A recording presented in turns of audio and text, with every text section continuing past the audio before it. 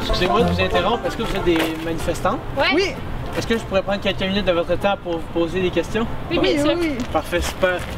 En tout premier lieu, tentons de définir qu'est-ce qu'une personne juste.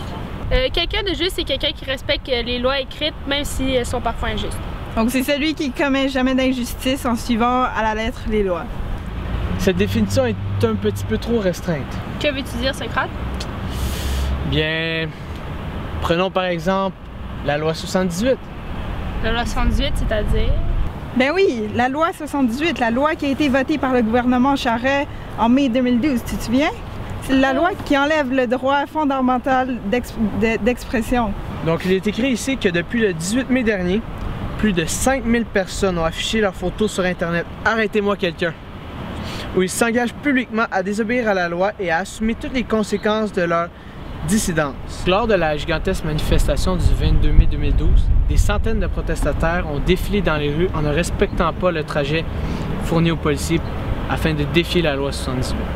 Tu dis vrai, mais je saisis pas totalement ton point.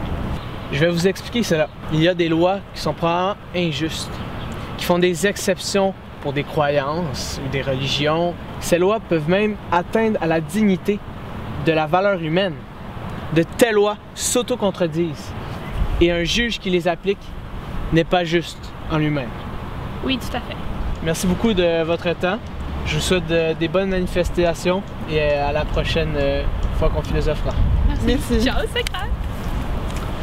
Donc, dès lors, une réponse négative à la question de savoir si être juste, ce n'est qu'obéir aux lois, est possible. Il est parfois juste de désobéir aux lois, puisque ce qui est juste, ce qui n'est pas seulement ce qui est strictement conforme aux lois positives. Il y a une condition pour que les lois soient véritablement justes, donc oblige en toute légitimité. C'est qu'elles soient justes au sens où elles respectent l'égalité et l'humanité. Si elles ne se font pas, alors on a peut-être raison de se révolter contre elles et de refuser d'y obéir au nom d'une justice plus haute. Par conséquent, cette définition est trop précise, il faut trouver quelque chose de plus universel. Tentons de trouver quelqu'un qui aura une définition plus juste d'une personne qui est juste. Bonjour. Bonjour. Pourriez-vous me définir quelqu'un qui est juste? Quelqu'un qui est juste, c'est quelqu'un qui fait preuve d'impartialité, d'égalité dans son traitement et qui respecte les lois seulement lorsqu'elles sont bénéfiques pour toute la société.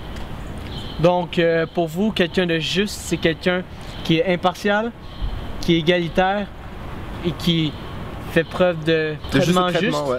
Donc, tentez de définir impartialité et égalité. C'est un synonyme d'équité. C'est de baser sa conduite sur le sentiment naturel du juste et de l'injuste. Je comprends votre point de vue. Prenons un exemple quelconque.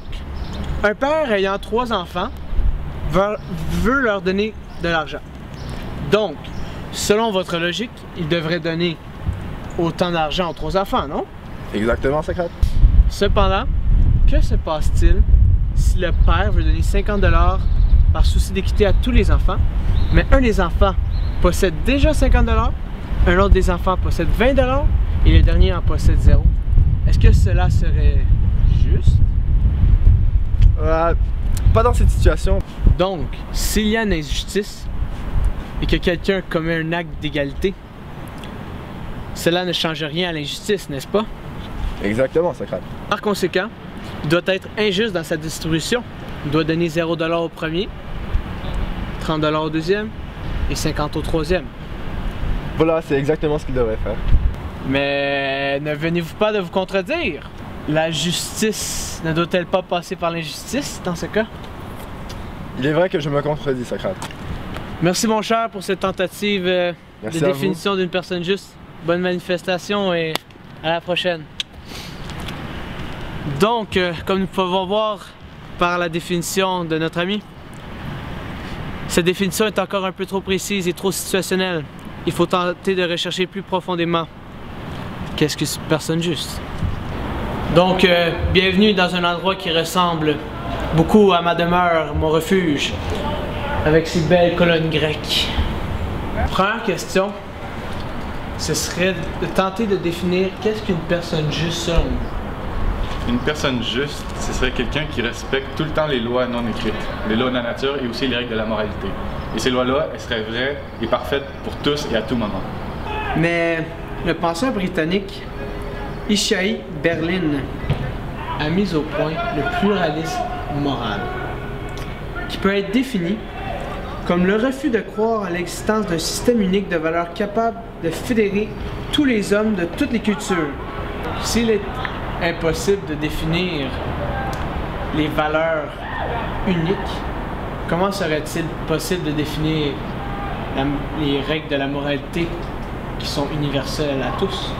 Effectivement, il est difficile de définir des règles de valeur uniques sans moralité commune. Il serait possible pour une société de développer un bon pluralisme, mais d'une société à une autre, la moralité différera toujours. Effectivement, tu as raison, Socrate. Par contre, il est vrai que l'homme possède une morale commune qui est partagée par tous les humains. Oui, c'est vrai. Prenons un exemple.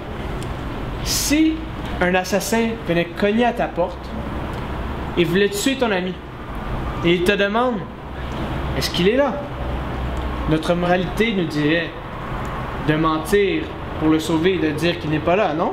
En effet, ce serait la chose à faire. Donc, tu te fierais aux lois de la nature, donc tu mentirais. Mais dans une autre situation, mentir ne contredit pas les lois de la nature. Cela est censé, en effet. Tout cela se contredit. N'avons-nous pas conclu explicitement, il y a quelques instants, que les lois de la nature sont vraies à tous les instants et pour tous? Donc, si on modifie ces lois de la nature, mais que le résultat fait en sorte que nos actions soient encore moralement acceptables, cela ne définit pas essentiellement une personne juste. Effectivement, tu dis vrai, Socrate. Merci d'avoir pris votre temps.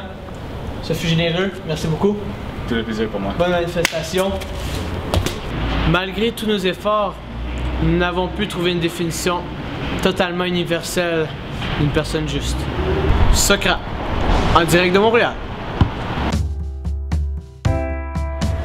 Suite à cette discussion, et malgré les nombreuses définitions proposées pour tenter de définir ce qu'est une personne juste et utilement trouver ce qu'est la justice à elle-même, il est évident qu'il nous faudrait pousser beaucoup plus loin la réflexion que nous avons entamée ici, car c'est un concept bien plus complexe qu'il n'y paraît.